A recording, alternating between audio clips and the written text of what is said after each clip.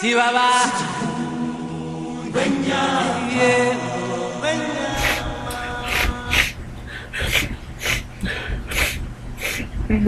That song still gets to me. What is up, ladies and gentlemen, and welcome to the first episode of My Insanity. I'm your host, Joshua Ortega, and all you need to know about me is I'm probably a bigger dork than any of you out there. But I digress. I'm a lifelong Disney fan. One of my earliest memories was watching The Lion King in the theater with my parents. Score! Brother, help me!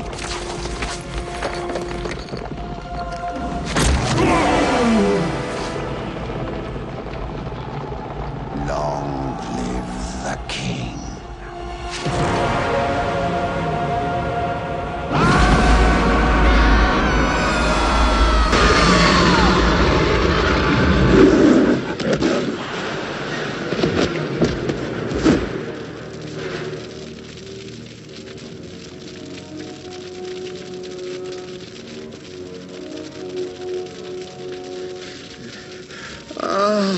My friends. Friends?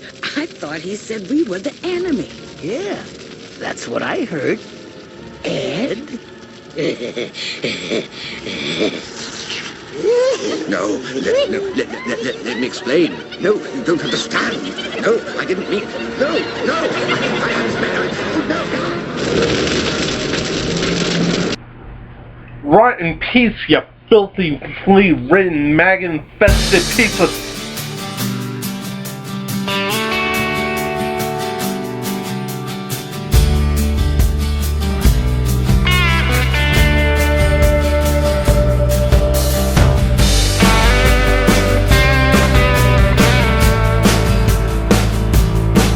Sorry about that, folks. Okay, so, like I mentioned, I'm a Disney fan. And I get pretty passionate about certain things, such as the filthy, disgusting, disease-ridden old sack of bone skulk on Mufasa. Ooh. Breathe in, breathe out. Breathe in, breathe out. So I decided that for the first episode of my new show, I am going to do a Disney theme. More to the point, I am going to do a theme on the different tributes to Disney from around the internet. And there are a lot of them. From fan theories as to how different things in the movies happened, or explanations for characters' backgrounds that they never talk about in the movies, to different videos on the internet, basically like parodying or performing different songs from Disney. Whatever. I'm going to be doing a Disney tribute video. And I really hope you guys enjoy it. And I really, really want this video to do well. This is my first video of this kind, and I really hope that it's good enough quality for all of you. I really want to make a really good video for this, and you know, I want you guys to let me know in the comment section below what you guys think, and enjoy!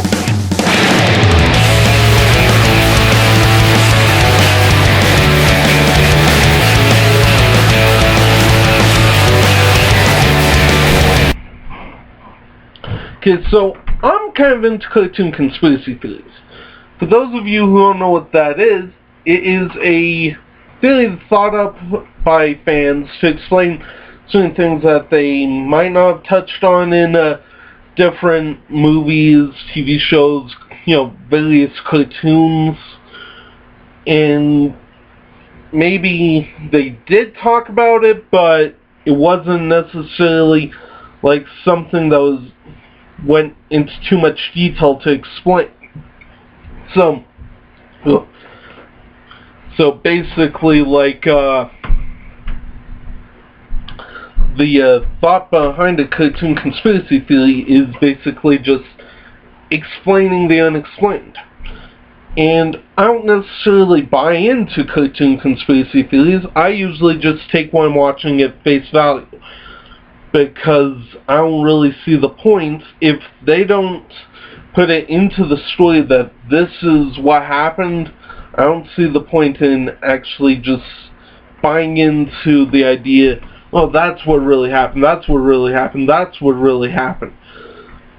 I do listen to cartoon conspiracy theories because I think they're kind of fun to think about what-if scenarios. I don't buy into them, but I think they're kind of fun to think about. And one was so cool that it actually got made into a series of books. Although actually I should say 6 was so cool. Because the Lion King 6 New Adventures, published in 1994 by Broiler, I hope I'm pronouncing that one, Broiler Enterprises Incorporated and Mega Books Incorporated, with the permission of Disney, is a series of illustrated novelettes, which basically like tell the stories that might not made into Lion King. And some of these are very interesting. I haven't actually read the books, but I've found videos basically like going through the stories from different books, and some of them are pretty cool. There is A Tale of Two Brothers by Alex Simmons, Nala's Dare by Joanne Barkin, Vulture Shock by Judy Katzke, A Snake in the Grass by Leslie McGuire, Follow the Leader by Paige McBrayer, How True Zazu by Leslie McGuire. And the one I want to talk about is A Tale of Two Brothers. It's basically all about Scar and Mufasa growing up. Apparently at times they were friends. But it got to the point where Scar started to feel like he deserved to be the true king. And he let his jealousy corrupt him and twist him and turn him into the Scar we know. But his birth name wasn't actually Scar. It was something like Taka, I'm not sure how to pronounce it. But anywho, at one point he actually ended up getting his eye scarred by, it was either a bison or a water buffalo, I think. Anyway, he was attacked by one of those big horned animals, and he got his eye scarred by it. And then eventually it basically became like a Thor and Loki thing. Like Mufasa representing Thor, he was the one that his parents wanted to be the king, and Scar thought he deserved to be the king. So basically they end up becoming rivals because of Scar's jealousy. And frankly, I personally thought it was kind of interesting that someone would publish a book about subject matter like this, kind of explaining why Scar is the way he is. Because evil isn't born. It is inherent in all creatures that there is good. And that is a scientifically proven fact. I don't want to get into like the specifics, but there was a study that they did on babies that showed that babies prefer kindness, which shows that human beings are born good. So the fact that they had an origin story about Scar explaining how he ended up the way he was, that he wasn't originally just this bad guy, really makes it a little bit more interesting. I still haven't forgiven you, Sorry, tongue-tied. I still haven't forgiven you, you filthy, mangy, ridden scumbag. As much as I love Disney, I also love a good parody. And the internet is ripe with Disney parodies. You've got various parodies, cartoon-written ones about different characters, different scenes, such as Crack.com put out What If Lion King was scientifically accurate, something like that. And it was pretty awesome.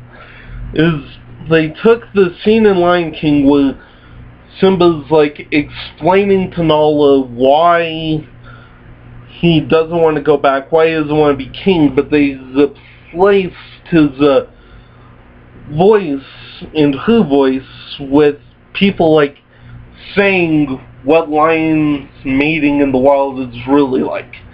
Bye-bye childhood. But it was pretty funny. And there's all kinds of other funny stuff on the internet, such as the live-action Doug trailer.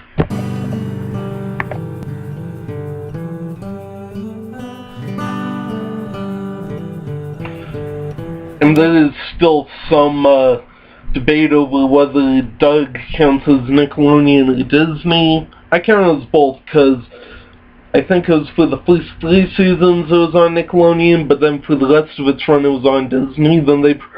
Then Disney produced the actual Doug movie. But anyway, I digress.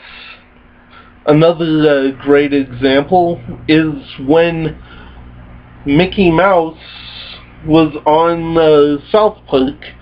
You can go on YouTube and find Mickey Mouse beating up Joe Jonas. Now, do we have a problem? No, sir.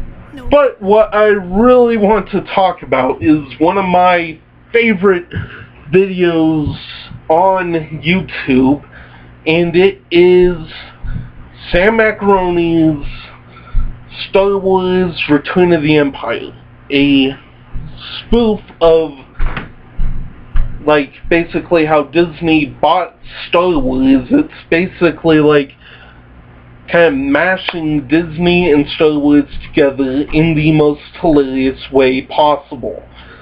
In true Sam Macaroni style, it is hilarious.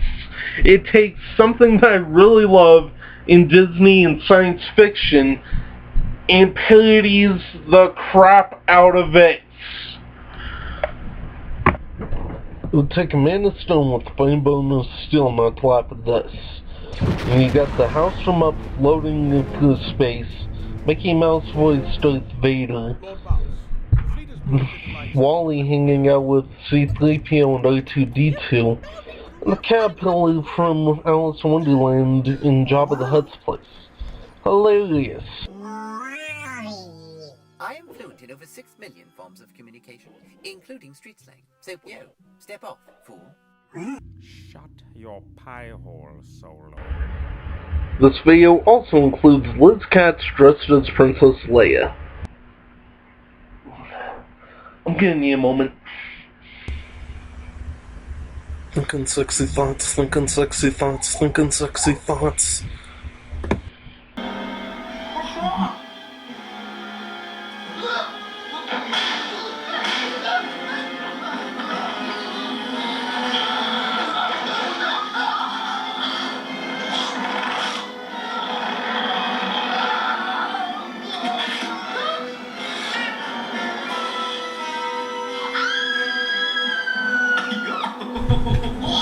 Whoa! That one went straight nightmare territory. I am so sorry about that. Moving on. Another medium that I enjoy is Disney songs. And although a lot of the artists, in fact all the artists produced by Disney, are aimed at kids,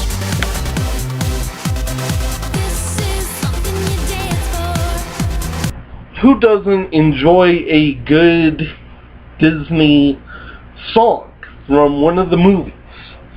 I mean, all of us love songs like Can You Feel the Love Tonight from The Lion King. Can you feel the love tonight? The peace the evening brings. Or Hellfire from Hunchback of Notre Dame. Beata Maria, you know I am a righteous man. Of my virtue I am justly proud. Beata Maria, you know I'm so much purer than the common, vulgar, weak, licentious crowd. The thing about Hunchback of Notre Dame, it has had its fair share of controversy because when you actually watch it, it is a very mature movie. In particular, Hellfire deals with things like lust, hatred, and all that good stuff that people really don't want their kids exposed to. But Hunchback of Notre Dame is a great movie in its own right, and I love the movie, just being honest here. But what I want to talk about is the music. As I mentioned, everyone loves a good Disney song. And if you love a good cover song, and you love a good Disney song, which, as I said, who doesn't, right? Anywho, I'm rambling. The internet's got you covered. I mean, you go on the internet and you will find a variety of different Disney tribute songs, covers of some of the more popular songs. I know that your powers of retention are as wet as a warthog's backside, but thick as you are, pay attention. My words are a matter of pride. The wind is howling like this swirling storm inside. I couldn't keep it in, heaven knows I've tried. Hey, there's a sycamore grove. If you cut it down, you'll never know. The mist, the woods, the darkness and the shadows, it's a nightmare, but it's one exciting ride. Say a prayer, then we're there at the drawbridge of a castle, and there's something truly terrible inside. Fun fact, there is a variety of Disney songs that were made for the movies, but never actually got in the movies, but got into the live version. Songs like Proud of You Boy from Aladdin. There's no good reason that you should believe me, not yet. I know that someday and soon I'll make you proud of your boy. He Lives in You from The Lion King. He lives in you. Hey, he lives in me.